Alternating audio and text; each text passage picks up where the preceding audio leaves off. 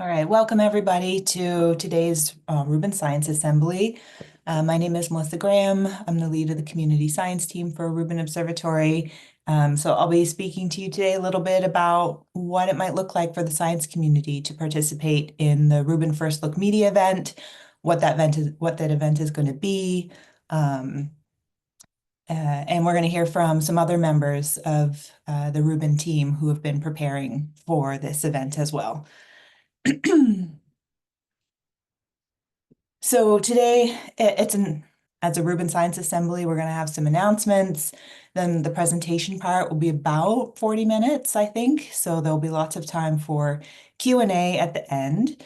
If you came to this Rubin Science Assembly looking for support for your work with the RSP or DP0, the chat is open. Members of the Rubin Community Science team are here. So if you're having trouble with the data or logging in, you can still ask those regular support questions in the chat, and we'll try to answer your questions as the presentation is going. And then at the end, once we're done with Rubin First Look Q&A, we can try and do some live support if anyone's having trouble. So that part of the normal Rubin Science Assembly can still happen today during the presentation. All right, some announcements related to the RSP and DP0. Note that the RSP's recommended image, the version of the science pipelines, was updated to weekly 37 back in September, so that might change a few things for you. Note also that the DP 0.2 tutorial notebook 4B, which is the advanced Butler one, was updated to work with the new Butler query system. And there's an announcement in the community forum about some of the updates to the Butler there. So if you're a Butler user and you didn't notice, maybe you're fine. Maybe you want to go check out that post to see what's changed. The next Rubin Users Committee meeting is coming up this month. It's on Monday, October 28th at 8 a.m. Pacific. As always, all Rubin users are welcome to attend that meeting and raise issues for the UC's discussion. I have a little more about the UC on the next slide. And news about the LSST survey strategy, sorry. The Survey Cadence Optimization Committee, the SCOC, has released its Phase 3 recommendations. You can find them in Project Science Tech Note number 56. The link is here, pstn-056.lsst.io. And you can also see a post about those recommendations in the community forum with the link here. I'm sorry, I forgot to put the link to these slides in the chat for you, which is always very convenient. Let me do that so you can get those links if you want them. All right. And in case you hadn't heard of them before, there is a users committee. They are charged with representing users and advocating on behalf of users of the Rubin data products, tools, and services. They do meet twice a year. They like to hear from users. So here's this slide about the UC members and how to contact them if you would like to give them feedback, or if there's something you've had trouble with that you want the UC to discuss and be put in their twice annual report. They love to hear from you. Here's their contact info. And the names of some people that if you recognize one of those names, you can also contact them individually. That's also fine. Rubin's been in the news lately. The Simony telescope currently has all three mirrors and the commissioning camera are in place, and a naming ceremony took place on Friday, October 4th, up at the summit. So you can read more about that naming ceremony at the link here, the ls.st/Simony ceremony. We'll take you to more information about that, and I think probably some more pictures, some more pretty pictures of the telescope all together and in its dome. All right, that's it for announcements. So we can move on now to the main topic today, Rubin First Look. And I want to start with what Rubin First Look, or RFL, you might see it shortened as that acronym in places. What does it mean? RFL, Rubin First Look, is the media and the public's first look at image products from the complete Rubin Observatory. When this Rubin First Look media event happens, there's going to be a press conference in Washington, D.C. Those will unveil the RFL First Look image products. There's going to be a big media splash with images appearing in newspapers and online. And there's going to be virtual and in-person events that celebrate Rubin Observatory worldwide. So Rubin First Look is not your scientific data release. The target audience for what we're talking about today is the media. I also want to make the point that this Rubin First Look is a massive effort. It's been underway for a really long time.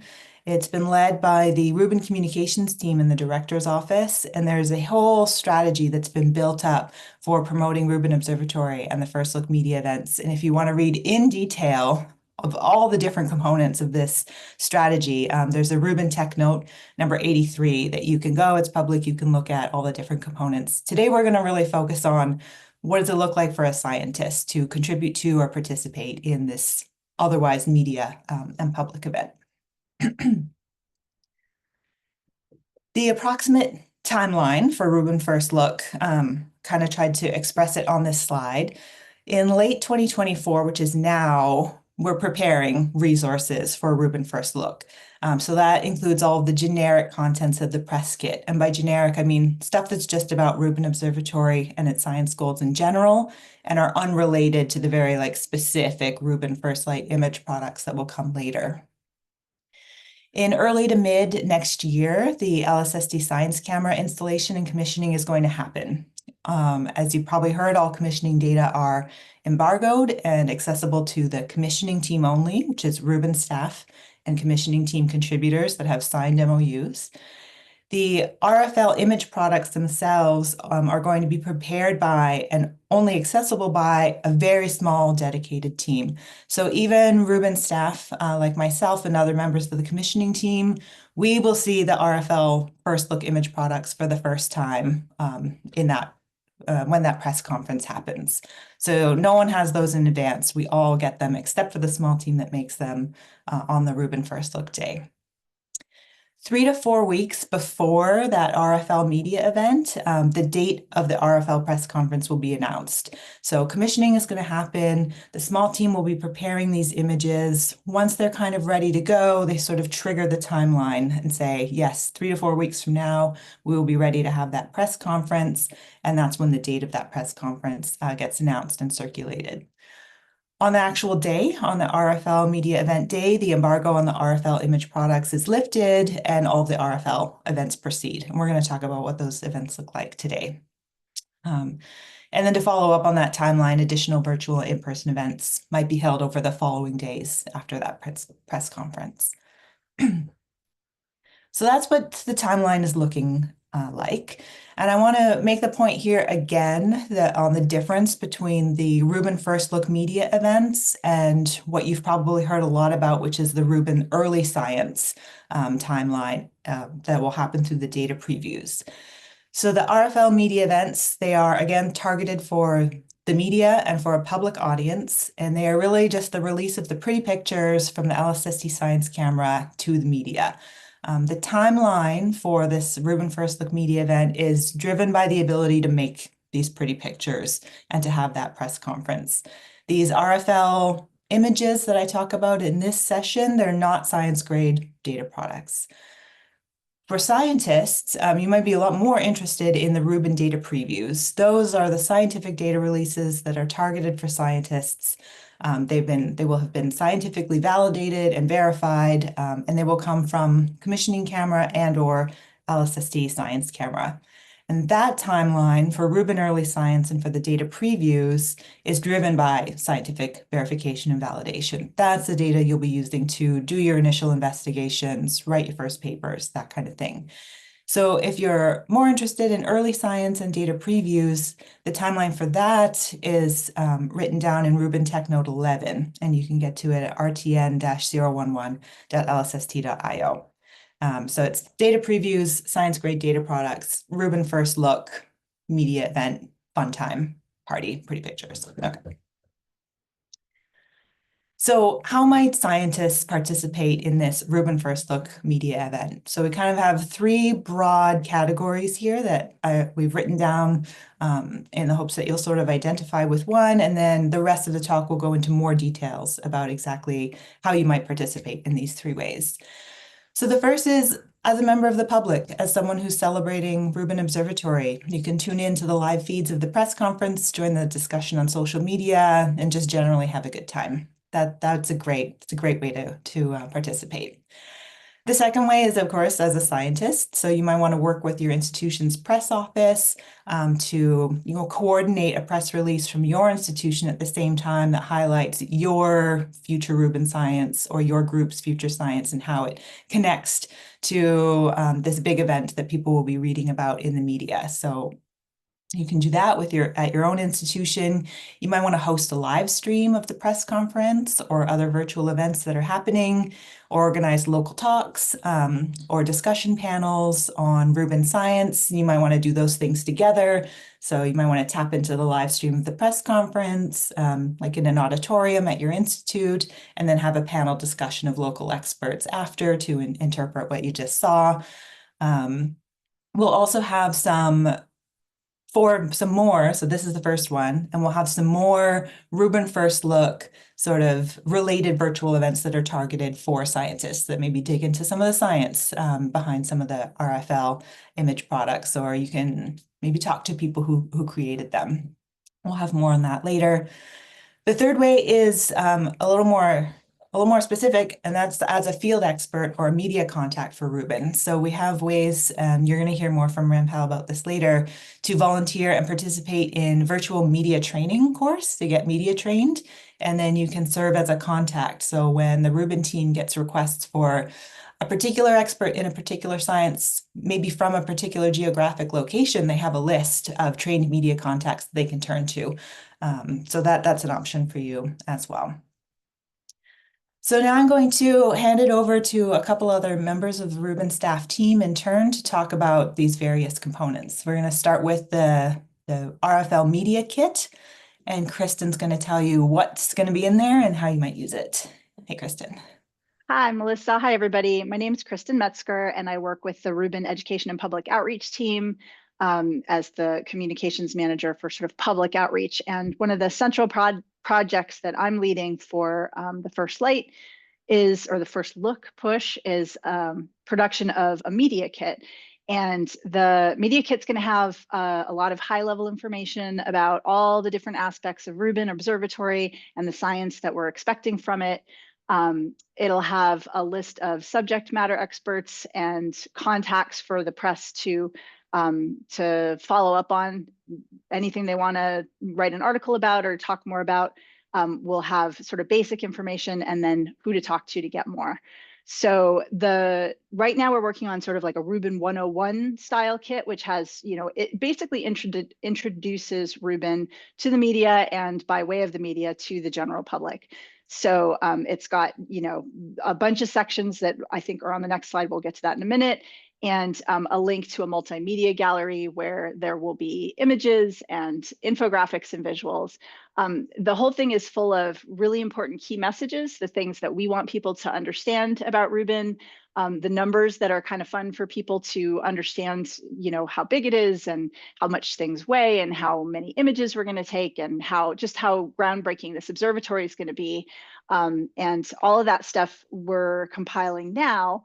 And then we will be producing essentially an addendum to this kit, which is going to be specific to the First Look pretty pictures that Melissa was talking about. We'll have a lot more information about the images and what they mean and why they're important for everybody to be excited about Rubin. So the 101 kit, the sort of basics, we're working on to have available in January of 2025. And then the First Light specific material will be available when the images come out. So that'll all be coming when the images come.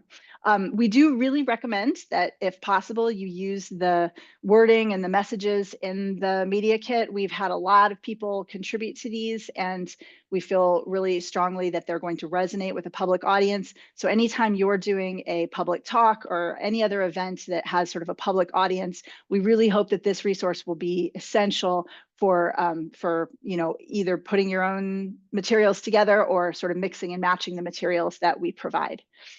If we all say the same things, people will understand it better. We always say consistency amplifies our message. So we really do encourage you, and we'll make sure that everybody knows where to find it and how to use it. Next slide, please.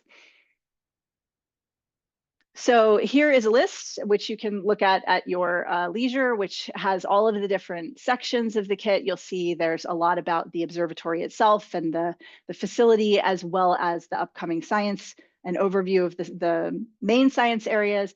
And we're also putting together some one-pagers on more specific science topics.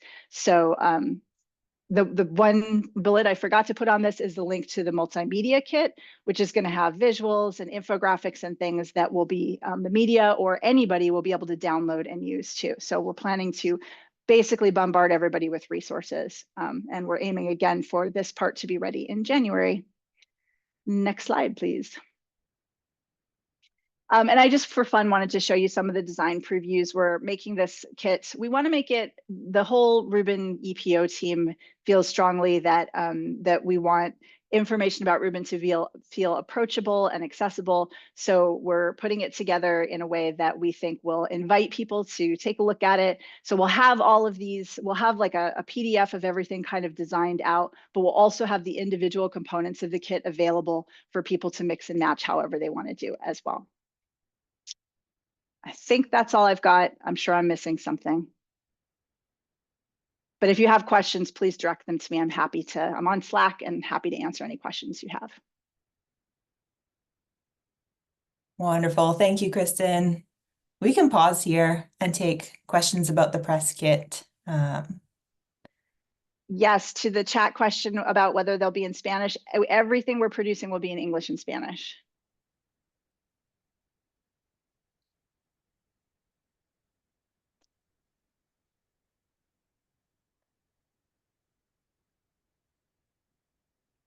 Excellent. All right. Thanks, Kristen. We'll move on to Sure. Steph, and we'll do more questions at the end. All right. Next up, Steph Deppy is here to talk about the social media strategy. Hi, everybody. My name is Stephanie Teppa. I am the astronomy content strategist for the Rubin Education and Public Outreach team, which means all things digital content and social media. So I'm going to tell you a little bit about what plans are in the works as of right now for momentum building for First Look, as well as, First Look kind of itself, the way the plan is taking shape. So just to set the groundwork a little bit, we view social media as a crucial tool for engaging the public directly. It's one of the only venues available to us that enables two-way communication directly with our audience, the broader public, which is a really, really cool aspect of social media. And so I'm going to talk a little bit about some of the things that we have going on, and also an invitation for all of you to get involved in one way or another if you'd like. Currently for First Look momentum building on social media, we have some existing and ongoing efforts, as well as some that are in the works still that will be rolling out over the next several months. So for existing and ongoing products, we are already creating videos and photos and such about the activities that are happening on the summit right now, all of the exciting construction milestones that are happening now and will continue to happen.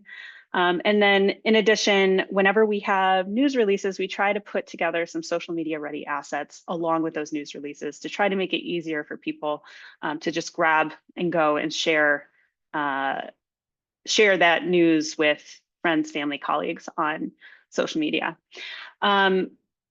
In terms of ongoing efforts, I already mentioned the regular construction updates. We'll continue to do those. We're also starting, well, not starting, we have been reaching out to some particularly high visibility content creators, think YouTubers, big Instagram people, folks with hundreds of thousands or millions of followers who might be able to reach audiences that we don't have access to at this point. We are also continuing to do Spanish translations on Instagram. So if you are a Spanish language speaker and you want to engage with our content in Spanish, Instagram is a place to do that. And then we're also, I'm also planning for some takeovers by Rubin scientists in the coming months leading up to First Look. We did a little trial run earlier in the northern spring, I think in April, maybe, I can't remember exactly when it was. But we did a little trial run for how to enable takeovers by scientists.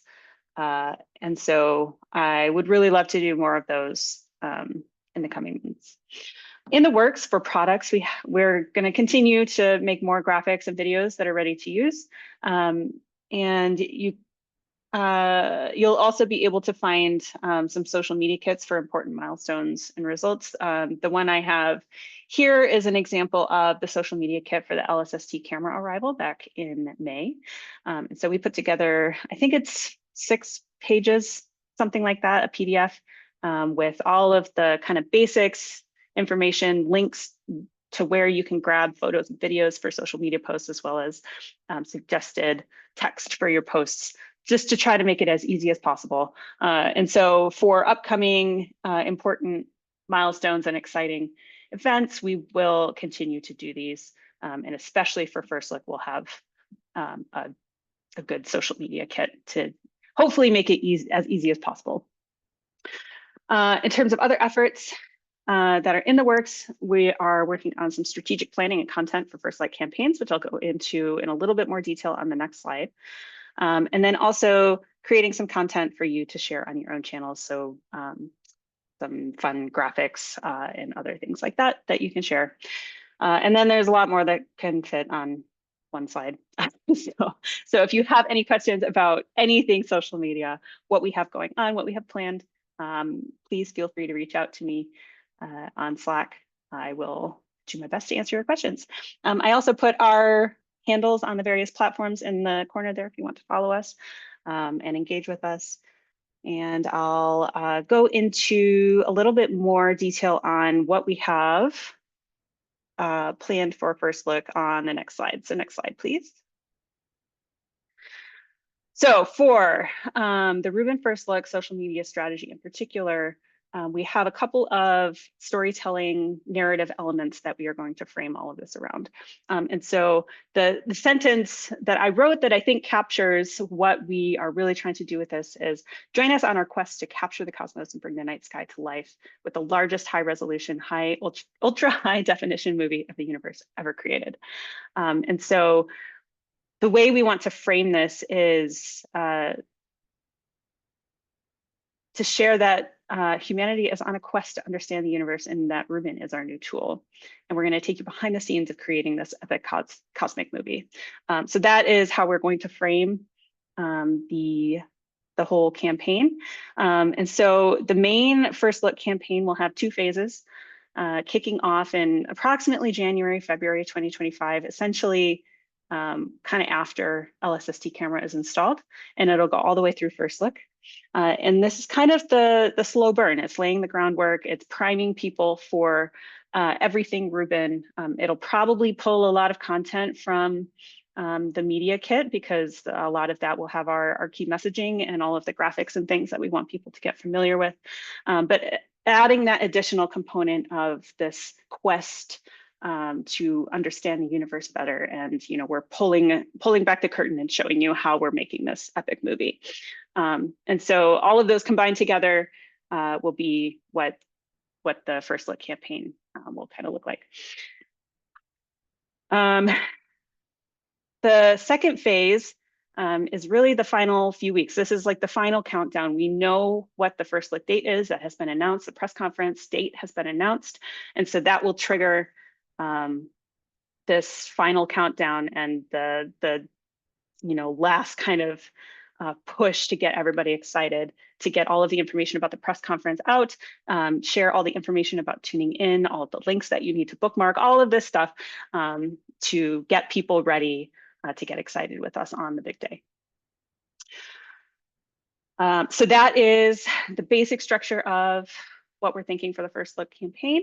Other planned activities, we are thinking once a month we'll do some user-generated campaigns. And so that basically means, we'll kick off some sort of prompt or invitation for people to create some art or take a photo or something like this and contribute to a community-generated conversation, I guess, on social media. And so we're still in the process of brainstorming what those will be. I'm anticipating those will happen about once a month. And so we would love for our Rubin community to also participate in those.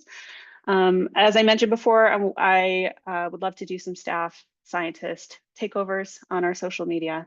And we're also looking into potential collaborations with influencers or content creators, folks with larger followings, as well as other astronomy organizations that we can, get excited about us too.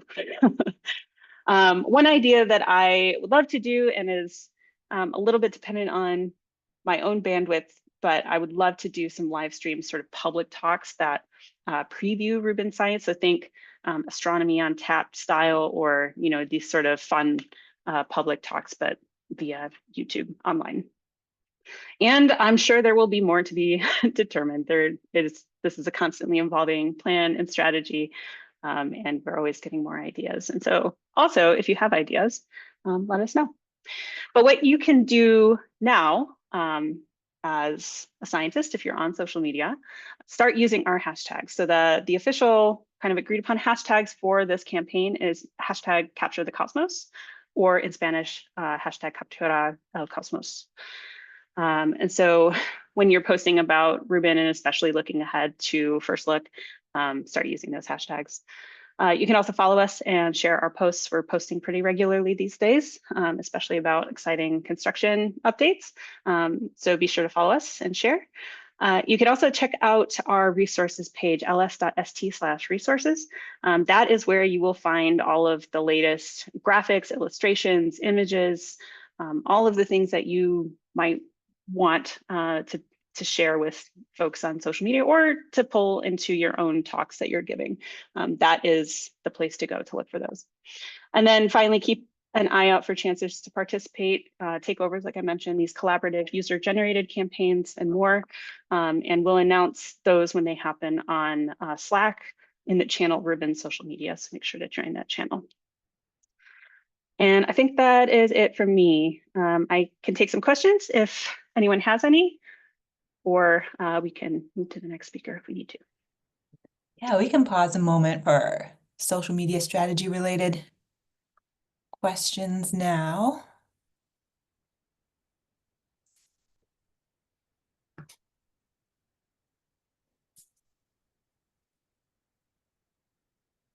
All right, I don't see anything right away in the chat or with hands up, so, but maybe at the end there'll be some more. Thank you, Steph. Thanks very much. Next up, Rampal. All right. Hi, everyone. Thanks a lot, Melissa. My name is Rampal Gill, in case you don't know me. I am responsible for communications on the construction project and have been since about 2017. And I'm based in Chile. I'm talking to you from the summit. So I'm going to talk in a little bit more detail about two areas that Melissa touched on earlier with regards to how you can get involved. So one of the things that we get a lot of the time are requests from the media asking us if we know someone who they can interview, who knows about XYZ specific areas. This is often kind of the requests are farmed out. We connect people with the journalist or reporter that's asking in a kind of ad hoc way. What we're working on now, and Christine touched on this as well, was experts by area. We're trying to build that list up. But the opportunity here for you specifically is to volunteer to be a media contact. When you complete this form through this short link, or the QR code will take you there, we collect some information specifically about you, your experience, your area, and it's going into a sheet, and we're going to start to go through that and organize, people by area, etc. And one of the things that we'll be organizing is a training as well. Training might stress too much of an organized kind of course type of thing. That's not what it really is. It's going to be like a 2-hour training where you'll get a kind of 101 on being in contact with the media, being face-to-face with a reporter, talking about Rubin on the record. And additionally, all of these kind of key messages the tone that we're trying to set, the quest that we're talking about here, all of that kind of messaging around the first light messaging that we want to make sure that people understand. So that's the kind of information that would be imparted to within the training. So pretty much if you fill this in, you'll hear from me first, just saying, thank you, we've received your expression that you're interested in this. And then a little bit later, you'll hear a bit more about training, which we are in the process of setting up right now. We're trying to, I will tell you, we have been kind of advertising this organically here and there since about July. We have had over 100 people fill in the form and say that they're interested in this. And what we're trying to do is make sure that we're not just passing requests on to the same people over and over. So we really do want to have a diverse pool of people that we can call on for these interview requests. So we're looking at people at different career stages, different science aspects, just different institutes, etc. So that's what we're really trying to achieve here. I think that's all I had on this slide.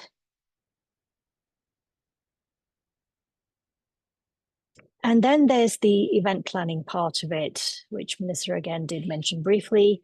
This slide's a little color coded. I'll try and explain. So the black parts are bits that you would be planning yourself, and the teal color parts are the bits of information that we would be able to provide to you.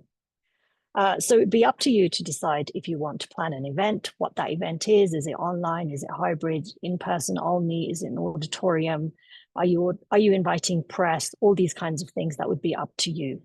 What we would be able to provide is a skeleton that would say between this time and on this time zone, you would be able to patch in with these coordinate details into a live stream of a press conference happening in DC, a panel event happening at Slack, a live walkthrough happening up at the summit.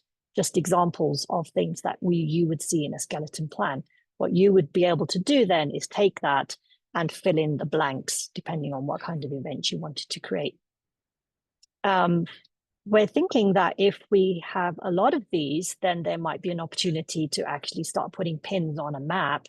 And if your event was open to the public and you were happy to have people in your community drop in, for example, we could start putting these pins on a map and make that public on a website somewhere, so that people could go and look at the map and find the event closest to them if they were interested in participating.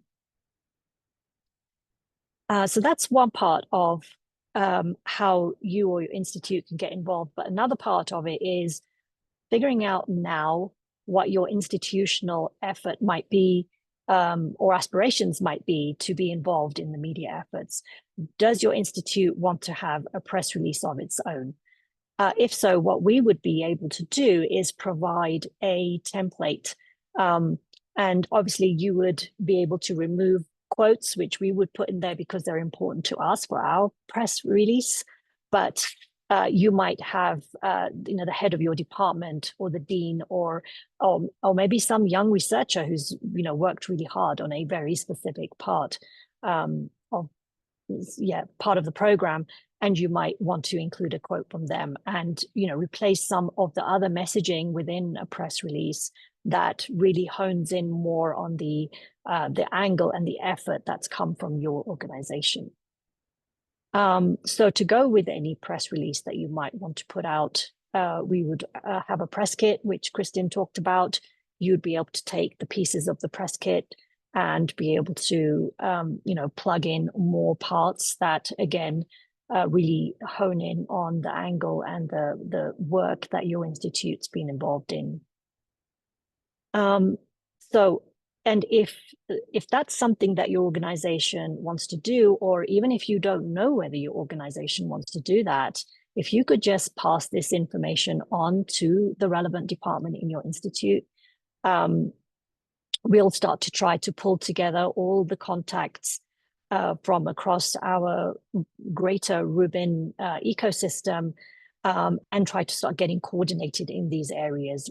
Try to find a mechanism that we can start communicating, and maybe even end up having some Zoom calls where we are coordinating with each other. I'm thinking maybe it will be a Slack space, but yet to be determined really what kind of communication channel will work exactly. And I think those are the two things that I really wanted to highlight and give details on how to get involved with this, with these efforts. I'm the one that receives these forms, so it's me that you would hear from. It's me that your comms departments would be in touch with, etc. So, and I'll leave it there, open for any questions. Great, thank you, Paul. Got an eye on the Zoom. Looking for any hands up for immediate questions.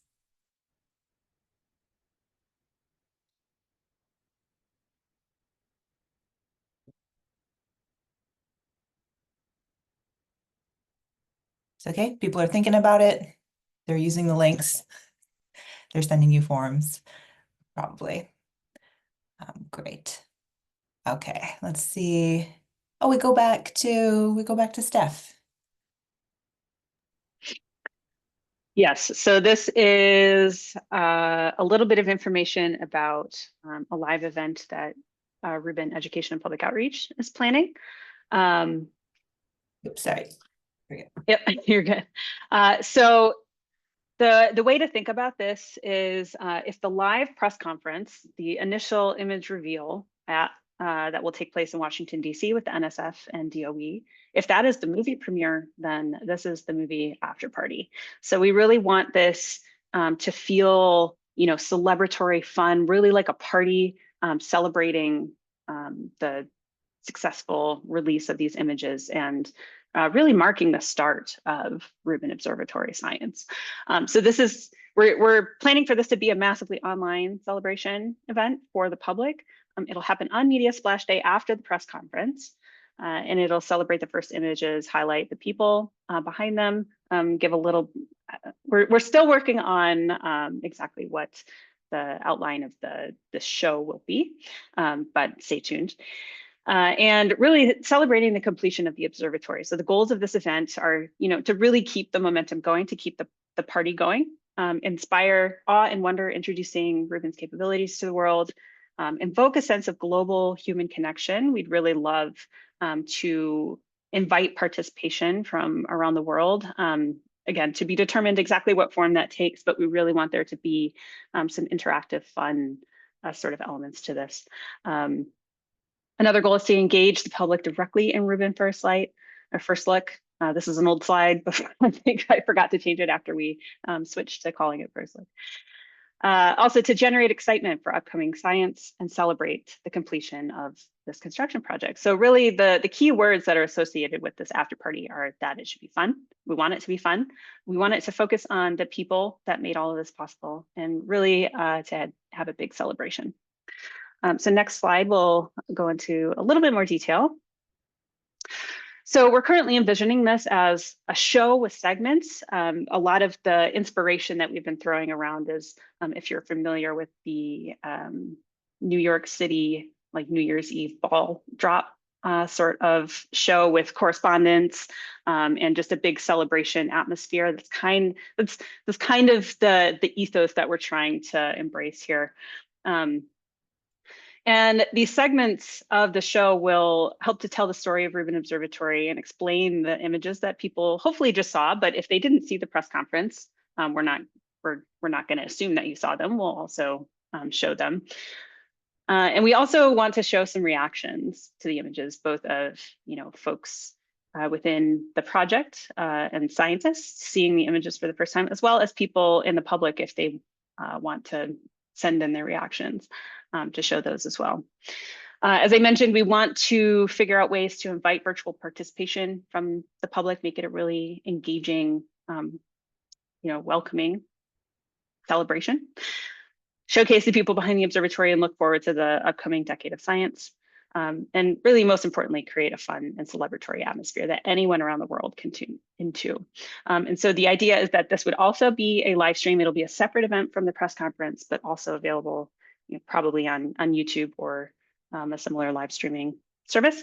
What you can do now or soon, in advance of this event, get in touch with your local institutions and potentially organize a local accompanying event that could also touch into this after party celebration as well. And then closer to the big day, date to be announced, send the event and the link to your family and friends and help us share it on social media. So what we need from you, is if you have connections to high visibility folks, celebrities or content creators, or anybody who is, well-known, potentially outside of science circles, get in touch with us and let us know. And if you have ideas for creative ways that we might amplify the broadcast, think, the portal in New York City or Times Square, or some of these unconventional sort of ways to get content out into audiences that might not be seeking it out. Let us know if you have any creative ideas like that. So the after party is currently in the planning phases. We are starting to think about the details of what the actual segments of the show will look like. And stay tuned for more details on that. The final slide is just, or my final slide is, if you are doing, or if you intend to do outreach about Rubin or LSST, or if you're considering organizing a local event for a first look, please fill out our interest form. This is separate from the other forms that you might have seen previous in this presentation. We have a lot of forms for you. Just fill out all the forms. But we would love to have your contact details and information about what outreach events you might be planning. Great. Thank you, Steph. Any emerging questions for Steph about the after party or education and public outreach aspects of Rubin First Look?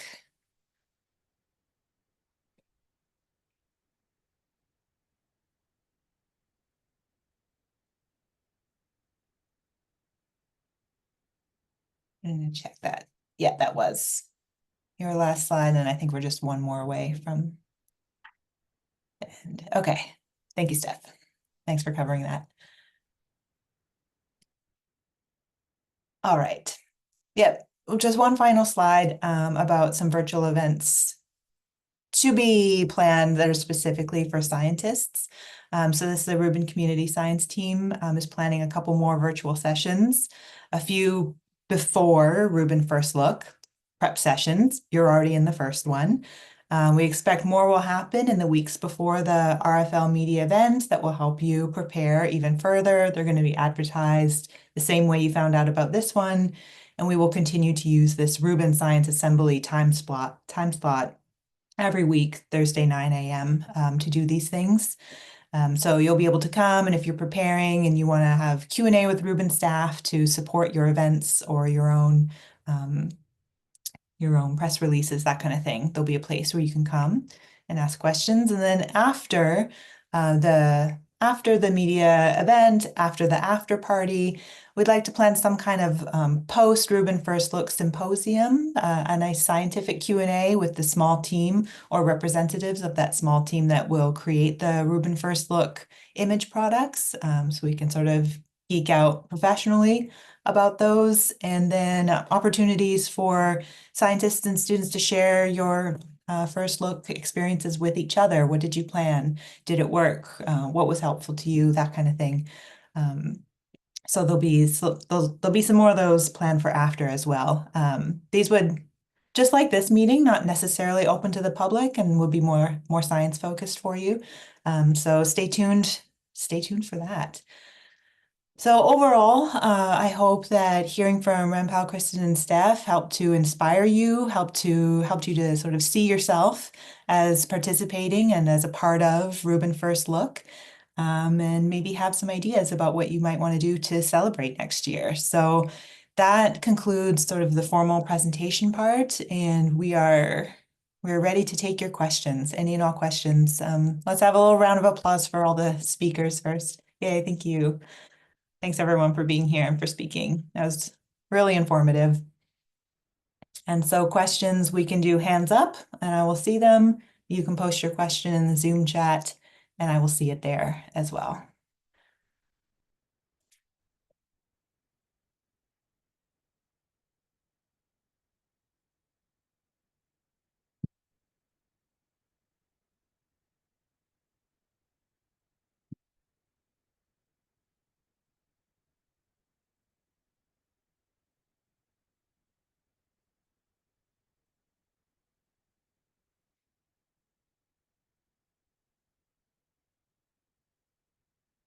Yeah, Tina. I was curious, I'm sorry, about when you're volunteering, are you looking for scientists mostly to help volunteer to be in the media team, or are like professors, adjunct professors specifically, is that sufficient? Is that okay? Is that good? Well, I think that might be a question for Rampal. It's about like maybe getting a little bit of media training and being on the contacts list. Tina, is that what you're asking? Yeah, kind of. Yeah, I was just curious if there was a criteria that you wanted to for that. Not really. Did you look at the form? Is that what prompted your question? Or... I had just pulled it up. Okay. Yeah, no, with it, there aren't really any criteria. So we ask a bunch of questions. I mean, but it's not like we've done this process before, so we're kind of learning as we're doing as well, but definitely looking to make our pool as diverse as possible. So, scientists, professors, postdocs, undergrads, anyone really. Okay. Yeah, I met with a lot of EPO teachers this summer, and there were a lot of high school teachers and stuff who were very excited about Rubin, and I was just curious if if there was a level that you were looking for, but if it's open to everybody, that's great. Yeah, I mean, they may gain from it personally, with their experience in, they may gain some experience in talking to media or some tips and things of their own. They may not make the list that we call upon, that we connect to reporters and journalists. But if they're in some other setting, it may be in an educational setting where they get asked a question, or it's coming from a slightly different angle. If they can benefit from this 2-hour training, then that's great. I mean, mission accomplished, right? That they can still gain something from it, even if we're not connecting them specifically with requests that we get. Oh, that's perfect. Thank you.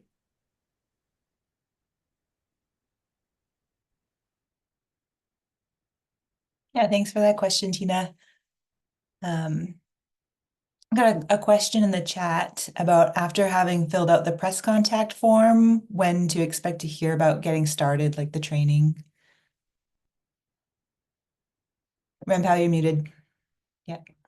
Right. I look to see every Friday what new forms have come in, and I send out an email with an update of when, what I know so far and when you'll hear back from me. Right now, we're trying to set up 3 trainings for November, December, and January. But I don't sorry, this is a little bit of internal how things work at Aura. A requisition goes in for a training, it has to be contracted, it has to go through various vendor organizational level things and all that. So I can say I want it in November, but it doesn't mean that I get it. So that's the kind of organizational aspects going on right now. You'll hear from me within a week of submitting the form with further details. Excellent. Thank you.